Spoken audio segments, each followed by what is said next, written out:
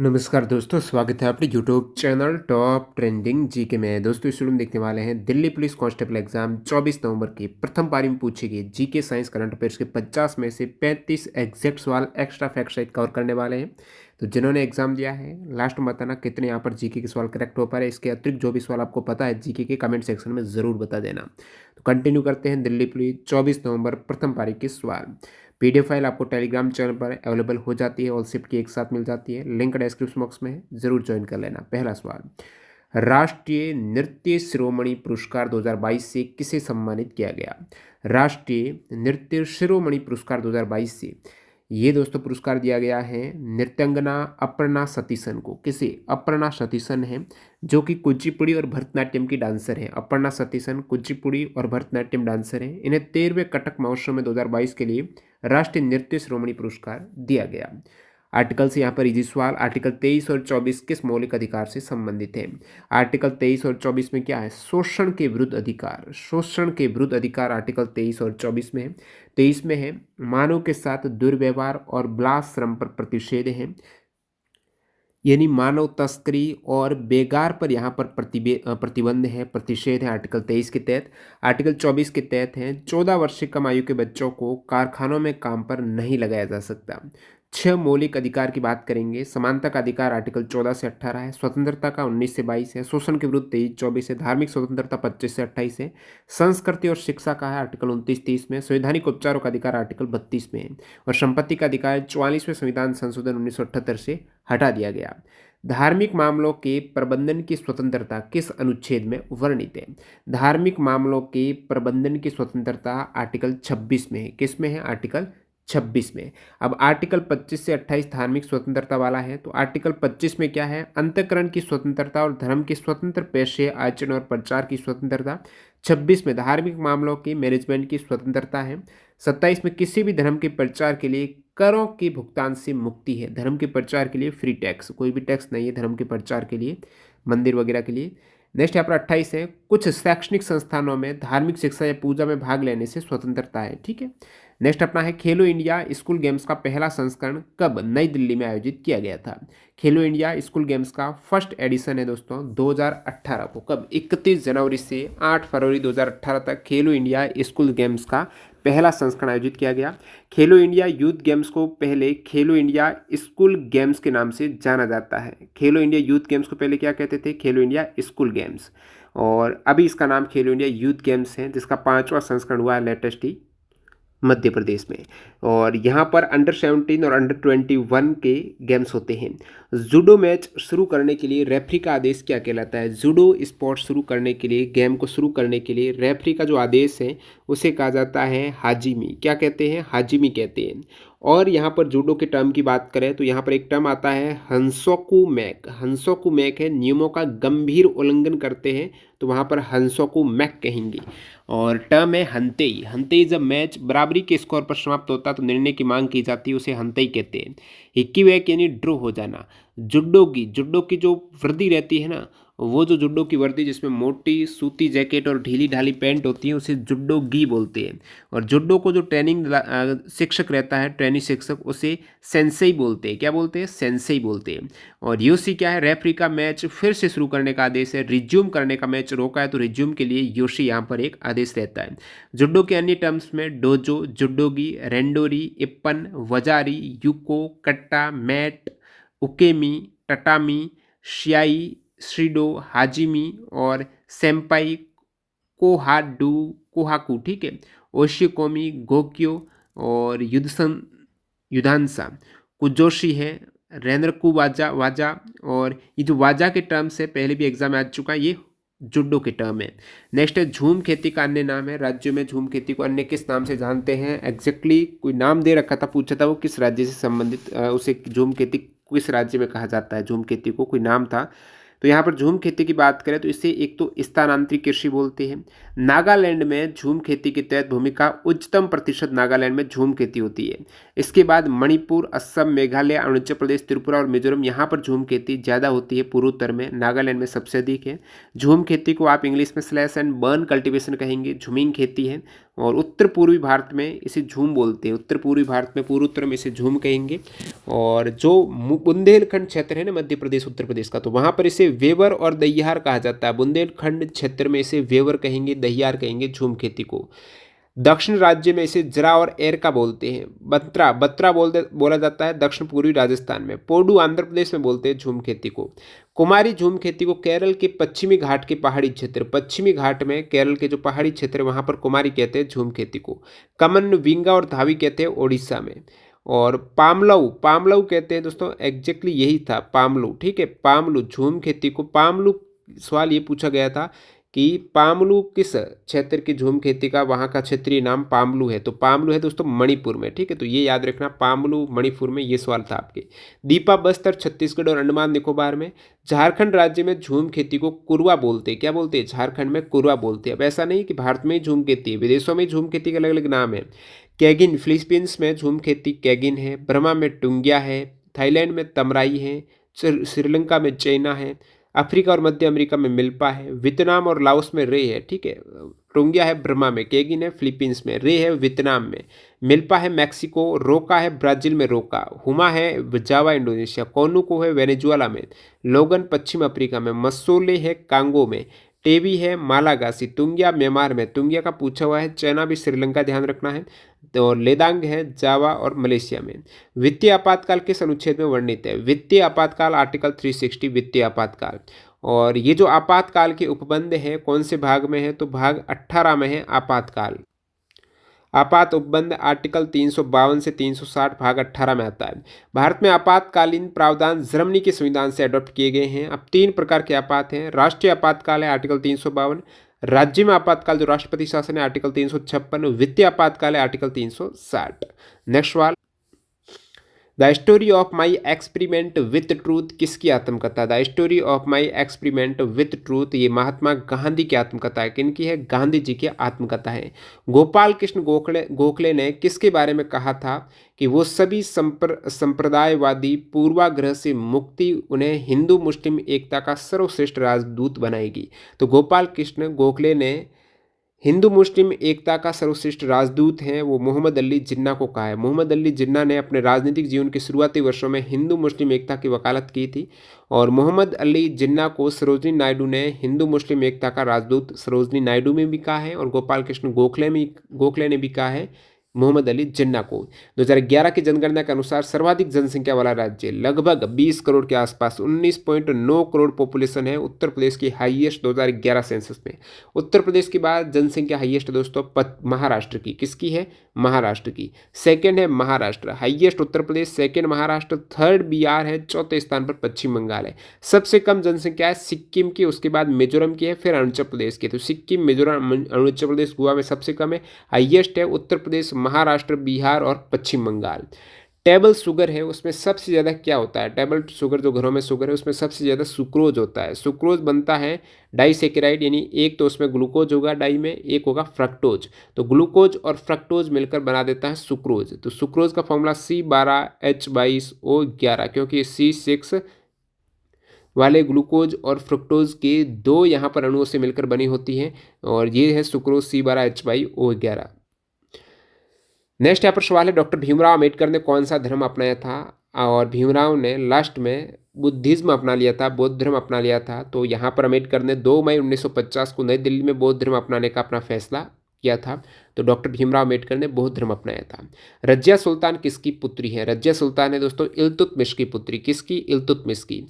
और इल्तुतमिश की पुत्री या फिर दिल्ली की एकमात्र महिला मुस्लिम शासक है वो है रजिया सुल्तान। रजिया सुल्तान है दिल्ली सल्तनत की 5वीं सुल्तान है, ठीक है, 5वीं है दिल्ली की सुल्तान। रजिया का शासनकाल पूछा जाता है तो 4 साल रहा है, 1236 से 1240 तक। अगला सवाल है, अनुसूचित जाति किस राज्य में अधिकतम है? हाईएस्ट जो SC है ना, नंबर के अकॉर्डिंग तो उत्तर प्रदेश में है। परसेंटेज के अकॉर्डिंग पंजाब में है। ठीक है, अगला सवाल है यहाँ पर। बाकी आप एससी एसटी के फैक्ट देख सकते हो। एससी एसटी की पॉपुलेशन की परसेंटेज की बात करूँ तो एसटी है 8.6% और एससी है 16.6%। यानी लगभग 20 करोड़ के आसपास एससी है और 10 करोड़ के आसपास एसटी है। और यहाँ पर 2011 की जनगणना कहती है कि हाईएस्ट एसटी है ना वो भील जाति है। भील जनजाति हाईएस्ट है, 38% जनजाति में भील है। और नागालैंड राज्य में एससी है ही नहीं। एससी सबसे कम कहाँ पर है? नागालैंड में। अनुसूचित जाति शून्य है नागालैंड, और उसके बाद अरुणाचल प्रदेश में। सबसे अधिक एससी उत्तर प्रदेश और पश्चिम बंगाल में।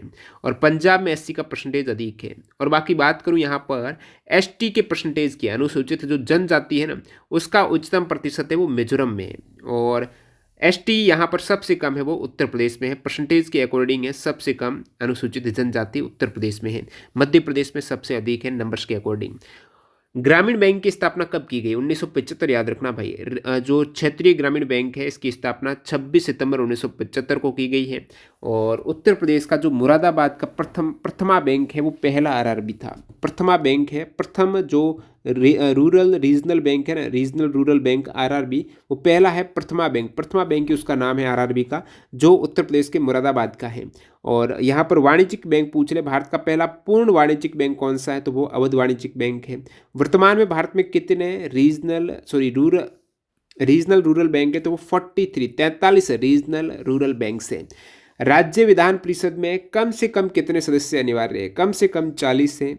और यहाँ पर जो राज्य विधान परिषद है ना, विधानसभा में जितने भी सदस्य हैं उनके 1/3 से अधिक नहीं हो सकते। मैक्सिमम विधानसभा के जितने भी सदस्य हैं, जैसे कि 99 विधानसभा के सदस्य हैं तो उसके 1/3, तो 33 सदस्य से ज़्यादा नहीं हो सकते। तो आप कहेंगे 99 वाले में विधानसभा बन ही नहीं सकी, क्योंकि न्यूनतम यहाँ पर 40 सदस्य होने ही चाहिए।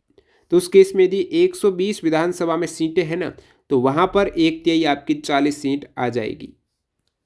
तो 1/3 से ज़्यादा नहीं और 40 से कम नहीं। नेक्स्ट अपना सवाल है, मई 2022 को केंद्रीय युवा कार्यक्रम एवं खेल मंत्री द्वारा चौथे खेलो इंडिया यूथ गेम्स 2021 के लिए लॉन्च किए गए हरियाणा के शुभंकर का क्या नाम है? तो खेलो इंडिया यूथ गेम्स 2021 का एडिशन 22 में हुआ कोविड के कारण। ये हुआ कहाँ पर है? पंचकुला हरियाणा में। इसके अतिरिक्त चंडीगढ़, अंबाला, शाहबाद यहाँ पर आयोजित हुआ, विशेषकर हरियाणा राज्य में। इसका आयोजन जून में हुआ है 2022 में। और ये जो चौथा खेलो इंडिया यूथ गेम्स है इसका जो मास्कट है वो है धाकड़। धाकड़ इसका शुभंकर है, मास्कट है।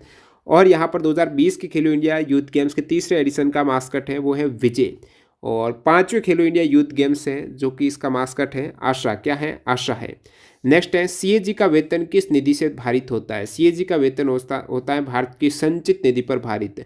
जो भी सीएजी कार्यालय में कार्यरत है उनका सभी का वेतन भत्ता सब कुछ संचित निधि से भारित होता है। सीएजी किस आर्टिकल में है? Article 148, controller and auditor general.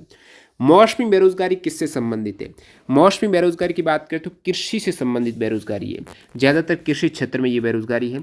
जैसे कि कृषि रहती है ना, 12 मन तो रहेगी नहीं, विशेष उसका सीजन रहता है। तो जैसे 3 महीना 4 महीना कृषि का कार्य रहा, उसके अतिरिक्त 8 महीना वो व्यक्ति क्या रहेगा? बेरोजगार रहेगा। तो मौसम में वो बेरोजगार है। इस प्रकार की बेरोजगारी वर्ष में एक विशेष समय अथवा मौसम में होती है, जैसे कि कृषि। और टूरिस्ट भी अलग अलग क्षेत्र में अलग अलग सीजन रहता है। तो पर्यटक का क्षेत्र भी मौसमी बेरोजगारी का शिकार होता है। होटल का भी होता है, पर्यटक है तो वहाँ पर होटल है। भोजन का बिल्कुल रेस्टोरेंट का है। ये सभी उद्योग हैं मौसमी बेरोजगारी के चपेट में आते हैं। अब प्रमुख बेरोजगारी आप देखेंगे, एक टर्म आता है चक्रीय बेरोजगारी। चक्रीय या मांग में कमी के कारण बेरोजगारी तब होती है जब अर्थव्यवस्था को कम श्रम शक्ति की आवश्यकता होती है। जब लेबर की आवश्यकता कम हो गई तो वहाँ पर कौन सी बेरोजगारी हो गई? चक्रीय बेरोजगारी। जैसे कि चक्रीय बेरोजगारी कब हो जाएगी? जब डिमांड घट जाएगी, लोगों की डिमांड घट जाएगी चीज़ों को लेने की। तो डिमांड घटेगी तो चीज़ों को कम बनाना पड़ेगा, कम बनाना पड़ेगा तो लेबर कम लगेगी। तो वहाँ पर जो श्रम शक्ति, लेबर की आवश्यकता की कमी के कारण इंडस्ट्री में वो लोग कम काम कर पाएंगे, तो वो बेरोजगार हैं चक्रीय बेरोजगारी के अंतर्गत। और चक्रीय बेरोजगारी अवसाद या मंदी में होती है। बिल्कुल जब मंदी आ जाती है, एक तरीके से बिल्कुल डिमांड वगैरह कम हो जाती है, उस केस में चक्रीय बेरोजगारी देखने को मिलती है। लोगों के पास पैसे जब नहीं होते तो वो चीज़ें कैसे खरीदते हैं। 2008 में वैश्विक मंदी के विश्व में बहुत से श्रमिकों को रोजगार से हाथ धोना पड़ा। कोविड में भी क्या आ गई? मंदी आ गई, तो वहाँ पर रोजगार एक तरीके से चक्रीय बेरोजगारी देखने को मिली। यहाँ पर संरचनात्मक बेरोजगारी होती है। वह बेरोजगारी ये उस समय होती है जबकि किसी व्यक्ति की योग्यता उसके कार्य की आवश्यकता के लिए पर्याप्त नहीं है। ये मांग के स्वरूप में दीर्घकालीन परिवर्तन के कारण उत्पन्न होती है। कोई जो लेबर था अब उस फैक्ट्री में कंप्यूटर पर काम स्टार्ट हो गया, तो उस लेबर को तो वो काम कंप्यूटर से करना आता नहीं है, तो वो योग्य नहीं है। काम मौजूद तो है लेकिन उस काम के लिए योग्य नहीं है, तो वो संरचनात्मक बेरोजगारी में आ जाएगा। नए विस्तृत आर्थिक क्षेत्र में प्रयोग की जाने वाली जो नई टेक्नोलॉजी आ चुकी है उसमें काफ़ी असमर्थ रहते हैं, जो योग्य नहीं है उस केस में वो श्रमिक निकाल दिए जाते हैं, संरचनात्मक बेरोजगारी के चपेट में आ जाते हैं। संघर्षात्मक बेरोजगारी जब कोई व्यक्ति एक रोजगार को छोड़कर दूसरे रोजगार की तलाश में होता है। एक रोजगार को छोड़ दिया इन्होंने ऑलरेडी और दूसरे रोजगार की खोज में, तो बीच का जो गैप है उसमें वो बेरोजगार हो गया। तो अच्छे रोजगार की तलाश में वर्तमान रोजगार से निकाल दिया गया हो या फिर खुद निकला हो, उस केस में जो अवधि जिस समय रोजगार नहीं मिल रहा है उसके बीच की अवधि है वो संघर्ष कर रहा है, संघर्षात्मक बेरोजगारी। आपका कोई पहले प्राइवेट जॉब में आप काम कर रहे थे, अब बीच में आप गवर्नमेंट जॉब की तैयारी में लग गए, तो बीच में जो गैप आ रहा है गवर्नमेंट जॉब की जो तैयारी में आपको समय लग रहा है वो आपका संघर्षात्मक बेरोजगारी है। प्राकृतिक बेरोजगारी दर संघर्षात्मक तथा संरचनात्मक बेरोजगारी योग को बेरोजगारी की प्राकृतिक दर कहते हैं। प्रच्छन्न बेरोजगारी कब है? जब बेरोजगारी जो प्रत्यक्ष रूप से आपको दिखाई न दे, वो है प्रच्छन्न बेरोजगारी है। जैसे कि खेती का काम फिक्स काम है कि इतना खेत है, उस पे जो भी फसल बोई हुई है उसको काटना है। उसमें एक व्यक्ति भी काट सकता है तो उसको थोड़ा ज़्यादा दिन लगेगा, और 4 व्यक्ति मिलकर काटेंगे तो कम दिन लगेगा, लेकिन उसका प्रोडक्ट तो वही निकलने वाला है, फसल का प्रोडक्शन तो वही होने वाला है। तो यहाँ पर काफ़ी लोग आप देखते नहीं है बेरोजगार है, एक्चुअल में वो बेरोजगार है। तो ये होता है कृषि क्षेत्र में ज़्यादातर प्रच्छन्न बेरोजगारी है, ठीक है।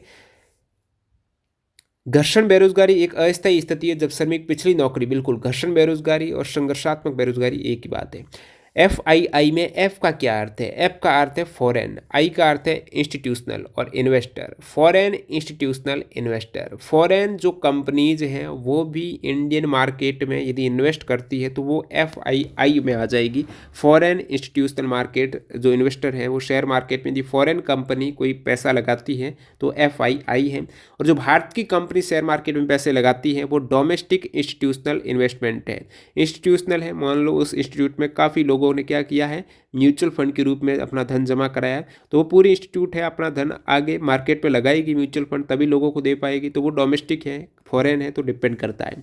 एम एस सुब्बुलक्ष्मी को भारत रत्न कब मिला? अब यहाँ पर प्रथम संगीतज्ञ है जिन्हें भारत रत्न, भारत का हाईएस्ट सिविलियन अवार्ड मिला है, वो है एम एस सुब्बुलक्ष्मी। इन्हें 1998 में भारत रत्न मिला।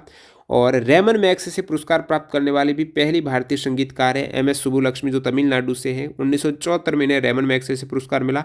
एम एस सुब्बुलक्ष्मी कर्नाटक गायिका है, कर्नाटक संगीत शैली है उसकी।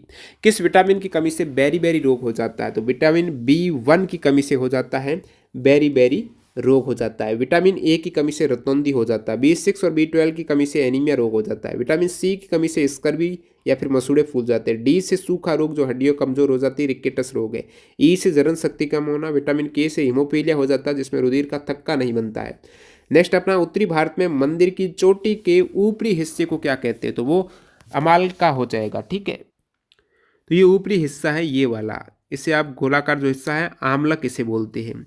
और ये जो नीचे वाले इस टाइप से हैं इसे मंडप बोला जाता है। और जहाँ पर भगवान की मूर्ति रखी गई है वो एक तरीके से गर्भगृह है।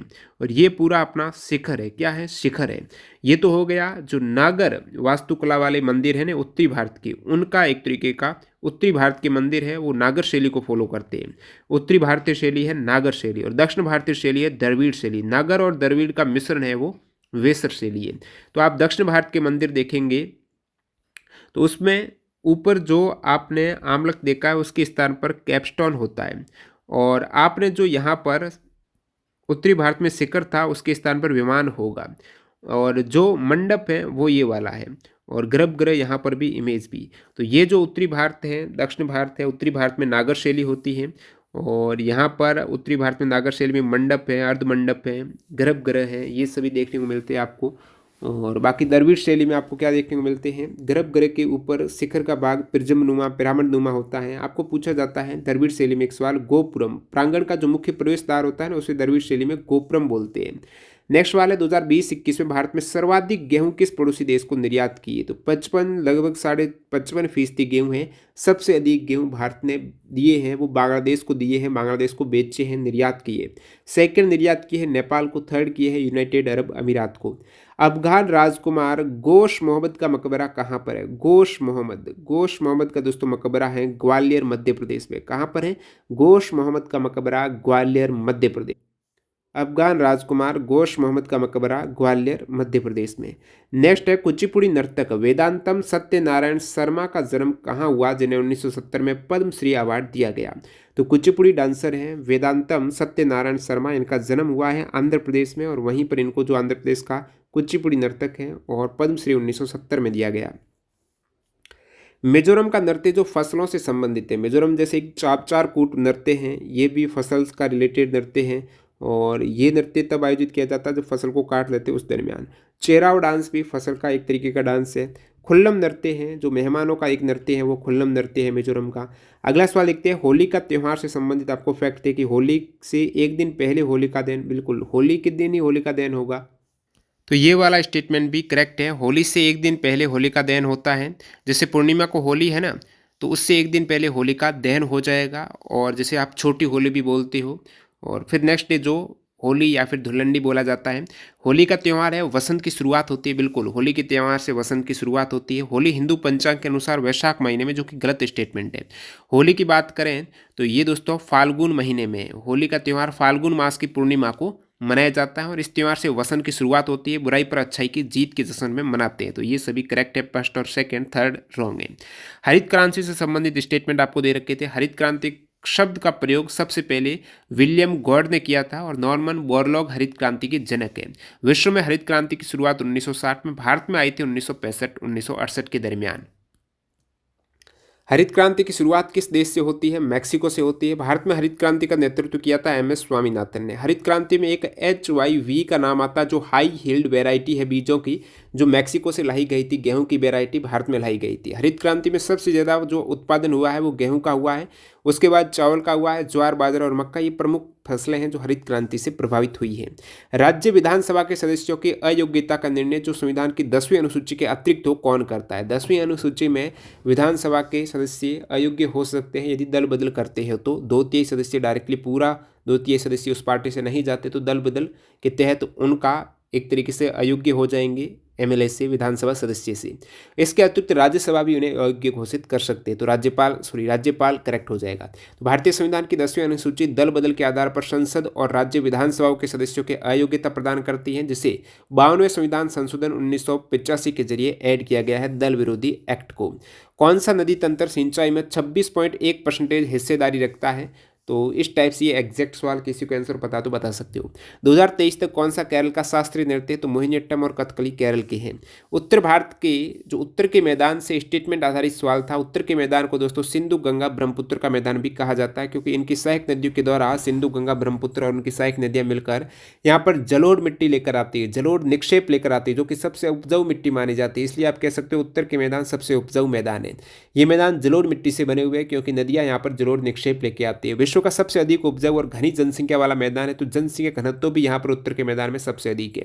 और इसकी जो लंबाई की बात करें तो पश्चिम से पूर्व तक इसकी लंबाई 2400 किलोमीटर है और लगभग 300 किलोमीटर के आसपास ये चौड़ा है। उत्तरी मैदान 4 क्षेत्रों में विभाजित है, भाबर, तराई, भांगर और खादर। पश्चिमी मैदान की ढाल उत्तर पूर्व से दक्षिण पश्चिम और पूर्वी मैदान की ढाल उत्तर पश्चिम से दक्षिण पूर्व की ओर रहती है। लगभग 7 लाख वर्ग किलोमीटर के विशाल क्षेत्र में ये उत्तर के मैदान फैले हुए हैं। नेक्स्ट वाला है 100 मीटर रिले दौड़ में कितने खिलाड़ियों की आवश्यकता होती है? ये एक्चुअल में 4 गुना 100 मीटर रिले दौड़ है, तो 4 है तो 4 खिलाड़ी यहाँ पर रहेंगे ही रहेंगे। 1991 का मुद्रा अवमूल्यन कब हुआ था? 1991 का आप कहेंगे 1951 में हुआ था, नहीं, इसकी डेट पूछी थी आपको। तो 2 फेज में 2 चरण में हुआ था 1991 में मुद्रा अवमूल्यन। अब तक 3 बार मुद्रा अवमूल्यन हो चुका है, जिसमें 1991 का जो सबसे लास्ट में हुआ था, ये 2 फेज यानी 1 जुलाई और 3 जुलाई को अवमूल्यन की प्रक्रिया 1991 में 1 जुलाई और 3 जुलाई को हुई थी। और 1991 इनसे पहले 2 बार हो चुका है मूल्य का अवमूल्यन। अवमूल्यन यानी वैल्यू घट जाती है मुद्रा की।